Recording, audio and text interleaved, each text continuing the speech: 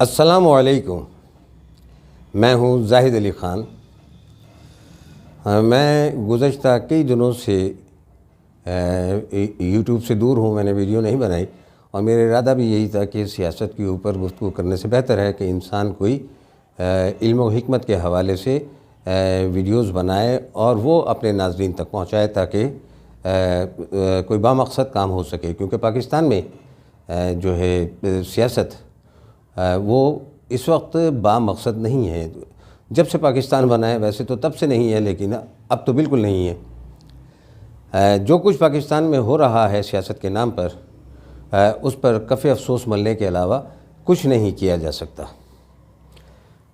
لیکن کل عمران خان صاحب کا ایک انٹرویو میری نظر سے گزرا، اور اس انٹرویو میں بھی ایک جملہ،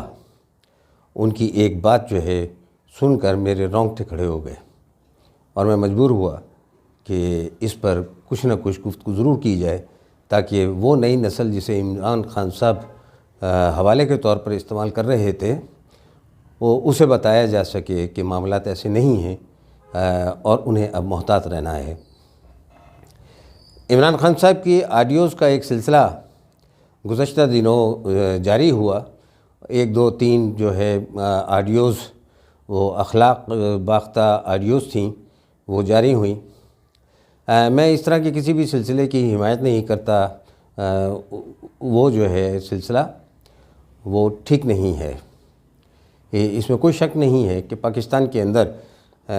کمزور کردار کے لوگوں کو اداروں نے اس لیے اہمیت دی، اور ان کے مقاصد کے لیے وہی لوگ جو ہے مناسب رہتے تھے جن کے کردار میں کجی ہو اور جنہیں قابو میں رکھنا آسان ہو۔ لیکن یہ جو بھی سلسلہ اس وقت ہمارے سامنے جو ہے پاکستان کی سیاست میں آ رہا ہے، یہ تبھی رکے گا کہ جب یا تو اس کے کردار اپنی اصلاح کریں، یا پھر عوام ان کرداروں کو مسترد کر دے۔ ان دو کے علاوہ کوئی تیسری صورت مجھے نظر نہیں آتی۔ عمران خان صاحب نے اپنی آڈیوز کے حوالے سے جو ہے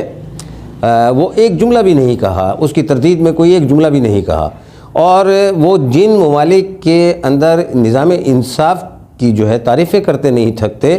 ان ممالک میں بھی جو ہے ان کے بارے میں جب انہی چیزوں کا انکشاف ہوا تو انہوں نے وہاں پر بھی کوئی قانونی کارروائی نہیں کی جہاں انصاف بہرحال ملتا ہے۔ ان کے جو فارن فنڈنگ کیس ہے، ای سی پی نے جو ہے وہ اپنا فیصلہ بعد میں کیا، اس سے پہلے فائنینشل ٹائمز نے ان کی اس فارن فنڈنگ کیس کے حوالے سے ایک تفصیلی رپورٹ چھپی۔ میں توقع کر رہا تھا کہ عمران خان صاحب چونکہ پاکستان کے اندر اس فارن فنڈنگ کے حوالے سے مسلسل تردید کرتے چلے آ رہے ہیں، اور گزشتہ 8 سال سے جو ہیں وہ ای سی پی کے اندر اس کیس کو لڑ رہے ہیں اور یہ کہہ رہے ہیں کہ یہ سب کچھ جائز ہے، تو وہ فائنینشل ٹائمز کے خلاف جو ہے ضرور قانونی کارروائی کریں گے، لیکن انہوں نے ایسا نہیں کیا۔ اسی طریقے سے ریحان خان صاحب کی کتاب، جو ان کی سابقہ اہلیہ ہیں، ان کی کتاب جب شائع ہوئی تو وہ کتاب بھی امریکہ اور برطانیہ میں شائع ہوئی تھی۔ اس کے اندر جو انکشافات کیے گئے تھے، آڈیوز ان انکشافات کی تصدیق کرتی ہیں،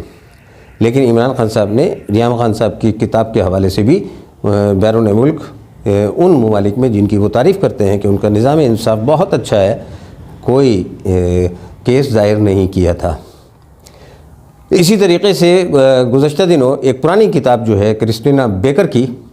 وہ اب سامنے آئی ہے،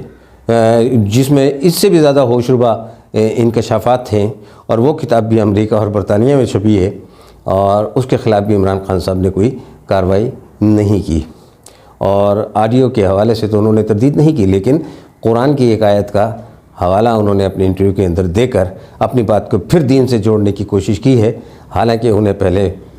جو ہے اللہ تعالیٰ سے توبہ کرنی چاہیے تھی، اپنے قوم سے اپنے اعمال کی معافی مانگنی چاہیے تھی،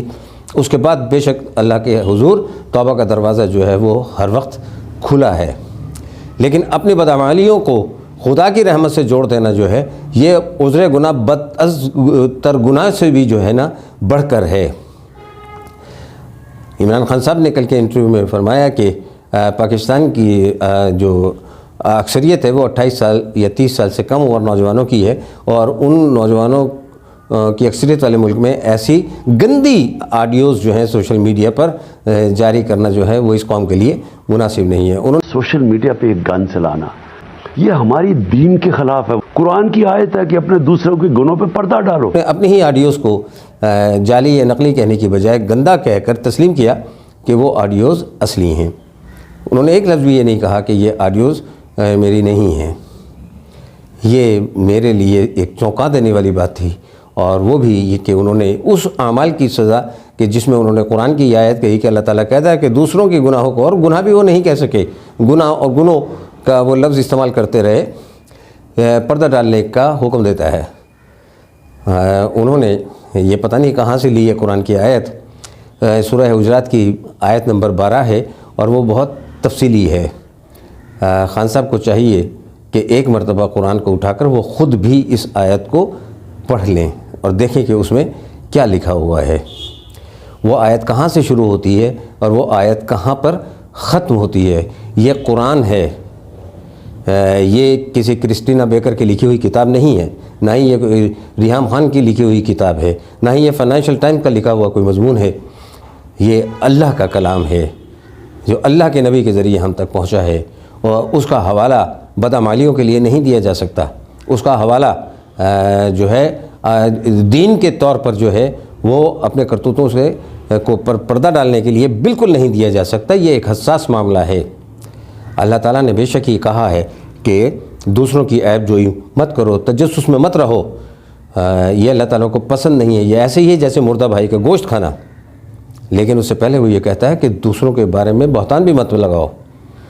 آپ کی ساری زندگی جو ہے دوسروں پر بہتان لگاتے میں گزری، سنی سنائی باتوں پر گزری، اور نبی پاک صلی اللہ علیہ وآلہ وسلم کا فرمان ہے کہ کسی کے جھوٹا ہونے کے لیے اتنا ہی کافی ہے کہ وہ سنی سنائی بات کو آگے بڑھا دے، اور آپ نے یہی کیا، اور کئی دفعہ آپ نے اس کا اظہار بھی کیا۔ آپ نے اپنی ساری زندگی جو بہتان تراشی کی، آپ نے ابھی کچھ ہفتے پہلے یہ بات تسلیم کی کہ ہمیں تو یہ سب کچھ جو ہے نواز شریف اور زرداری کے بارے میں ایجنسیاں بتایا کرتی تھیں۔ اس سے پہلے آپ نے 35 پنکچر کے بارے میں یہ کہا کہ ہمیں تو وہ مرتضی علی پویا نے بتایا تھا، اور وہ کسی مرتضی علی پویا نے بھی کسی اور کو بتایا، اور اس نے آپ کو بتایا، اور آپ وہ کئی سال جو ہے راگ الاپتے رہے تھے۔ یہ قرآن میں یہ عمل جو ہے یہ ناپسندیدہ عمل ہے۔ نبی پاک صلی اللہ علیہ وآلہ وسلم کے نزدیک بھی یہ عمل ناپسندیدہ ہے۔ تو آپ نے جو کہا کہ اللہ تعالیٰ پردہ پوشی کا حکم دیتا ہے، بالکل وہ ستار العیوب ہے، وہ ایسے ہی کہتا ہے، لیکن وہ یہ بھی کہتا ہے کہ آپ بھی دوسروں کے عیوب پر پردہ رکھیں گے تب وہ آپ کے عیوب پر پردہ رکھے گا۔ ورنہ ترمذی کی جامع ترمذی شریف کی ایک حدیث پاک ہے کہ جو شخص دوسروں کے عیوب کو عیاں کرے گا، بہتان لگائے گا، اللہ تعالیٰ اسے ذلیل و رسوا کر دے گا، خواہ وہ مکان کے اندر ہی کیوں نہ ہو۔ یہ بھی آپ کو پڑھنا چاہیے، یہ بھی آپ کو جاننا چاہیے۔ تو دین کے معاملات کے اندر اس طریقے سے مداخلت نہیں کیا کرتے۔ ایک انسان ہے، انسان سے غلطیاں ہوتی ہیں، غلطی لازمہ بشریت ہوتی ہے، اور اس کا ان اعمال کا حساب بھی اللہ تعالیٰ نے ہی آپ سے لینا ہے۔ لیکن دنیا میں آپ کا اس سے تعلق یہ ہے کہ جو لوگ کسی قوم کی رہنمائی کے لیے فریضہ انجام دینے کے لیے آگے آتے ہیں، ان کا پاک صاف اور باکردار ہونا بہت ضروری ہوتا ہے۔ ان کی نجی زندگی نہیں ہوتی، نجی زندگی صرف ایک ہم جیسے انسانوں کی ہوتی ہے جنہوں نے کسی کو جو ہے رہنمائی کا فریضہ انجام نہیں دینا، کسی کے لیے بھی نہیں دینا۔ ایک آدمی جو یہ دعویٰ کرتا ہے کہ میں پارسا ہوں، میں جناب سب کچھ جانتا ہوں، اس کی کوئی نجی زندگی نہیں ہے۔ اور قرآن کے اندر جو ہے عیبوں کی پردہ پوشی ہی کا ذکر نہیں ہے، اس میں کبائر گناہ کی سزا کا بھی ذکر ہے۔ یہ سزائیں جو ہیں یہ مل کر رہنی ہیں۔ اگر توبہ نہیں کی، اگر توبہ نہ کرے انسان، تو یہ اللہ تعالیٰ نے ان سزاؤں کا وہاں پر ذکر کیا ہے، اسی قرآن مجید میں ذکر کیا ہے۔ تو میں یہ سمجھتا ہوں کہ دین کا جس بے دردی سے استعمال عمران خان صاحب نے کیا ہے، اتنا کسی جو ہے ایسی مذہبی سیاسی جماعت نے بھی نہیں کیا کہ جس کے مکمل سیاسی عزائم ہیں۔ دین ہمارے ہاں جو ہے وہ سیاسی ٹول بنا کر پیش کرنے کی کوشش کی گئی ہے۔ میں بہت دل گرفتہ ہوں مجھے توقع نہیں تھی کہ عمران خان صاحب جو ہیں وہ اس حد تک بھی جا سکتے ہیں کہ وہ اپنے کیے پر اس کی تردید کیے بغیر وہ اس عمل کو جو ہے جائز قرار دیتے ہوئے اللہ کے کتاب سے جوڑ دیں گے اور یہ توقع کریں گے کہ ان کی تمام بدعمالیوں کو جو ہے وہ چھپایا جائے گا، جبکہ وہ جب سے وہ سیاست میں آئے ہیں وہ تب سے لوگوں کی پگڑیاں اچھال رہے ہیں۔ جس کیس میں لوگ بری ہو چکے وہ اس کیس کو بھی آج تک اچھلتے ہیں۔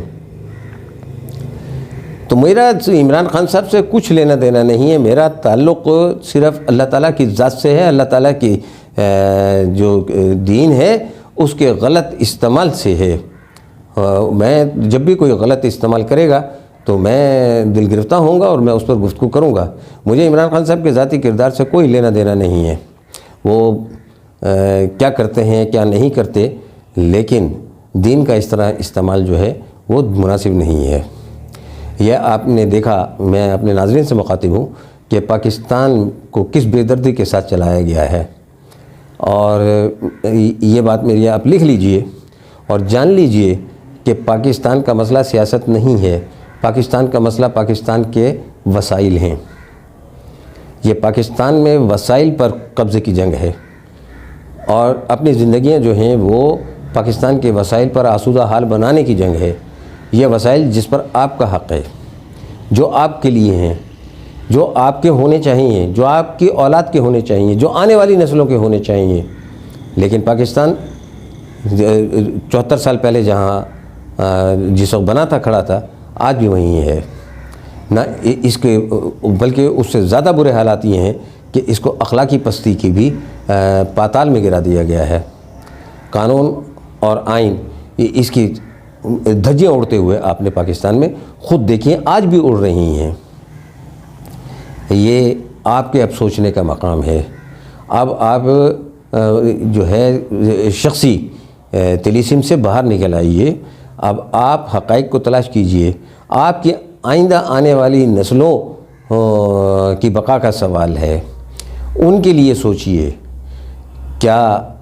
اب بھی یہ وقت نہیں ہے کہ آپ کے وہ بچے جو اس وقت اسکولوں میں پڑھ رہے ہیں، کالجوں میں پڑھ رہے ہیں، جامعات کے اندر پڑھ رہے ہیں، وہ ایک ایسے پاکستان کے اندر زندگی گزارنے پر مجبور ہیں جہاں ان کا کوئی مستقبل نہیں ہے، وسائل کی بھی کمی نہیں ہے لیکن مستقبل بھی کوئی نہیں ہے۔ یہ تضاد آپ کو نظر آنا چاہیے۔ وما علینا الا البلاغ المبین۔